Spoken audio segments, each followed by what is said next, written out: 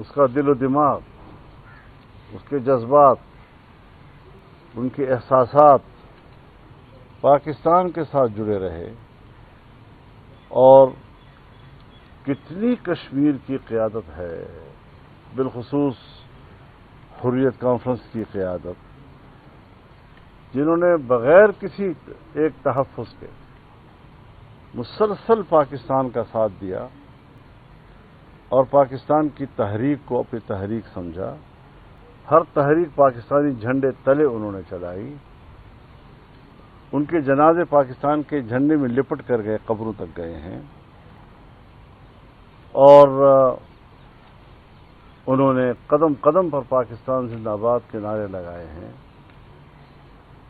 آج اس قسم کے حالات اگر پیدا ہو گئے ہیں تو یہ حادثاتی قسم کے حالات ہیں، جس کے در پردہ بہت سی وجوہ ہو سکتی ہے، لیکن یہ وہ وقت ہے کہ جو ہمارے عقل و دانش کو اپیل کرتا ہے کہ ہم جذبات سے کام نہ لیں اور عقل و دانش کے ساتھ ہم خوش اسلوبی سے اس معاملے کو حل کریں اور اس کے کوئی اچھے نتائج ہم سامنے لائیں۔ اس حوالے سے جب میں نے اسمبلی میں بات کی تھی تو یہاں ایک بہت بڑا وفد میرے پاس آیا، جس میں سابق صدر آزاد کشمیر جناب سردار یعقوب صاحب بھی موجود تھے، جس میں سابق صدر آزاد کشمیر سردار ابراہیم خان کے بیٹے پوتے سردار حسن ابراہیم صاحب وہ بھی موجود تھے، یہاں ان کے وکلاء جو بار کے صدر تھے ڈسٹرکٹ بار کے وہ بھی موجود تھے، باقی بہت سے معززین اس پورے وفد میں موجود تھے، اور یہ وفد میرے پاس ان لوگوں کا خط لے کر آیا تھا جس میں انہوں نے ہم سے ثالثی کا کردار ادا کرنے کے لیے اپیل کی تھی۔ میں نے ان کی مشاورت کے ساتھ ایک ویڈیو پیغام جاری کیا کہ اگر میں نے ثالثی کا کردار ادا کرنا ہے تو میں اس کار خیر کے لیے تیار ہوں، لیکن مجھے کچھ مہلت بھی چاہیے۔ اگر صبح 23 تاریخ ہے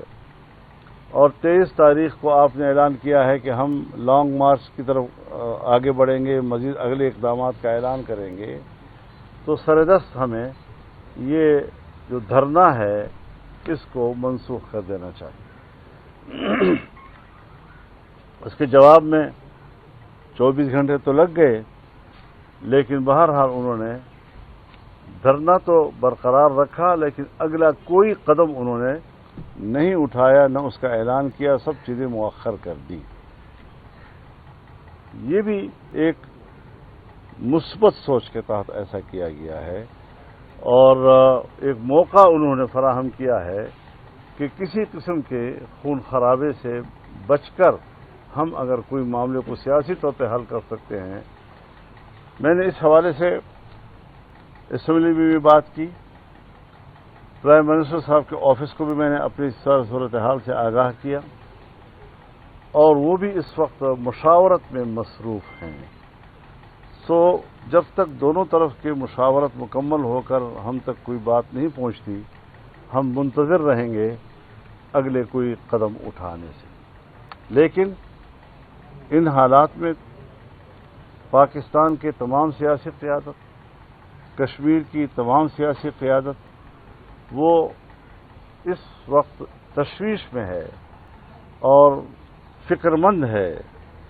کہ مسئلہ کشمیر کے ہوتے ہوئے آج ہم کس طرح بین الاقوامی فورم پر انڈیا ایک جارح کے انداز میں پاکستان کے خلاف قرارداد لاتا ہے، اور پھر وہاں پر پاکستان ایک دفاعی پوزیشن لے لیتا ہے۔ 78 سال میں جو پاکستان کی پوزیشن تھی وہ یکسر کیوں تبدیل ہو گئی؟ ان ساری چیزوں کو ہمیں سنبھالنا ہے اور صورتحال کو وہیں لے جانا ہے کہ جہاں پر تھا۔ ہاں، اگر کشمیریوں کے مسائل ہیں، چارٹر آف ڈیمانڈ ہے، اب اگر حکومت یہ کہتی ہے کہ ہم نے تو ان کے سارے مطالبات مانے ہیں، تو یہ بات بھی آن ریکارڈ ہے کہ حکومت نے پھر ان کی اسی کمیٹی کو کالعدم بھی قرار دیا،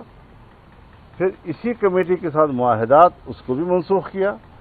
پھر جتنے مطالبات انہوں نے تسلیم کیے تھے ان کو منسوخ کرنے کا نوٹیفیکیشن بھی جاری کیا۔ صورتحال اس وقت یہ نہیں ہے کہ ہم کہیں کہ حکومت یہ مان چکی ہے، یہ مان چکی، حکومت جو مان چکی اس سب کو منسوخ کر چکی ہے۔ لہذا گورنمنٹ کو دوبارہ اس بات پر آمادہ ہونے کے لیے ضروری ہے کہ وہ ہمیں اپنی پوزیشن بتائیں تاکہ اس میں ہم ایک اچھا مثبت کردار ادا کر سکیں اور مسئلے کے حل کی طرف ہم جائیں۔ مسئلہ کشمیر بہت نازک اور حساس ہے، خیبر پختونخوا ہو، بلوچستان ہو، اور پھر اب کشمیر کی بھی یہ صورتحال بن جائے تو پاکستان کا مستقبل کیا ہوگا، اس حوالے سے ہر پاکستانی شہری فکر مند ہے، اور صرف ہمیں قوت کی بنیاد پر فیصلوں سے گریز کرنا چاہیے اور عقل مندی کی بنیاد پر ہمیں فیصلوں کی طرف جانا چاہیے تاکہ ایک مشاورت کا ماحول ہو، ہم ان کی سنیں، وہ ہماری سنیں، اور مجھے اللہ پر بھروسہ ہے کہ جب ہم نیک نیتی کے ساتھ ایک دوسرے کے ساتھ بیٹھیں گے تو کوئی نہ کوئی راستہ اللہ نکالے گا انشاءاللہ۔ شکریہ۔